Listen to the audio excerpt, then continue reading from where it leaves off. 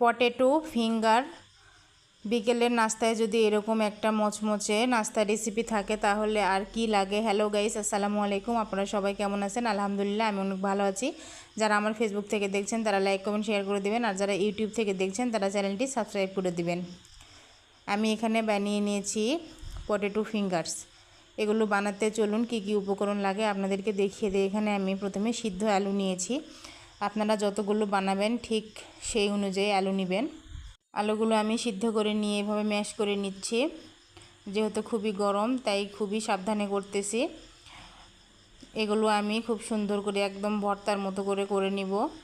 আবার আপনারা চাইলে গ্রেটার দিয়েও গ্রেট করে নিতে পারেন। একটুও যেন গোটা গোটা অংশ না থাকে সেইভাবে এগুলোকে সুন্দর করে ম্যাশ করে নিতে হবে। যে দেখুন বন্ধুরা, এইভাবে ম্যাশ করে নিতে হবে। এখন এখানে কি কি উপকরণ মেশাতে হবে চলুন দেখিয়ে দেই। এখানে আমি দিয়ে দেব লবণ, জিরার গুঁড়া, গরম মশলার গুঁড়া, মরিচের গুঁড়া,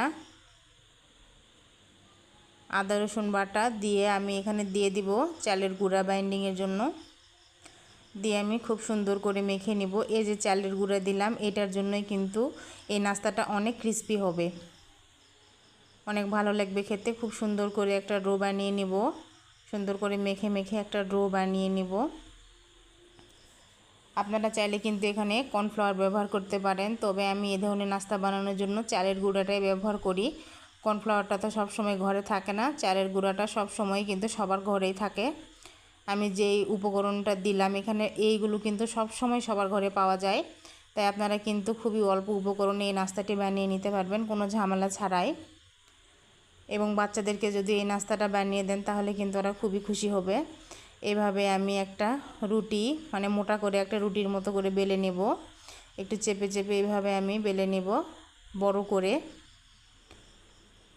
বেলে নিয়ে আমি চারপাশের যে অংশগুলো এবড়ো থেবড়ো এগুলো আমি কেটে ফেলে দেব, মানে ফেলে দেব না, রেখে দেব। আবার আমি আরেকটা রুটি বানিয়ে এভাবে ওগুলো দিয়েও বানিয়ে নিব। এখন আমি এভাবে একটা রুটি বানিয়ে নিয়েছি। একটা চাকুর সাহায্যে আমি চারপাশের এবড়ো থেবড়ো অংশগুলো আমি কেটে ফেলে দেব, ফেলে দেব না, এভাবে আমি কেটে কেটে নেব।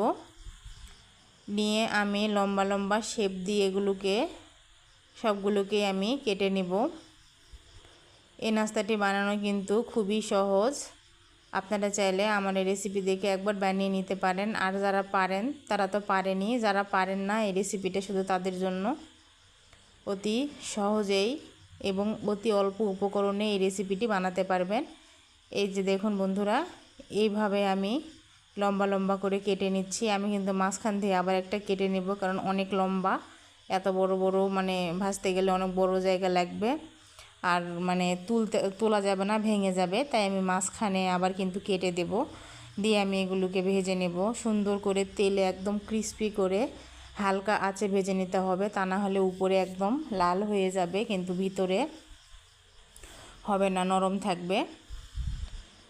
এই নাস্তাগুলো কিন্তু চার সাথে খেতেও ভালো লাগবে।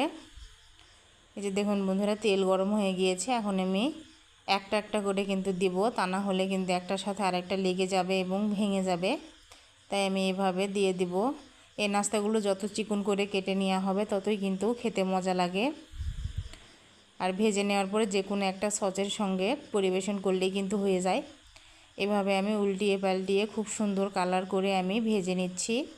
নিয়ে আমি সবগুলোকে উঠিয়ে নিব। যারা আমার ভিডিওটি ধৈর্য সহকারে দেখেছেন তাদেরকে অসংখ্য অসংখ্য ধন্যবাদ। সবাই ভালো থাকবেন, সুস্থ থাকবেন।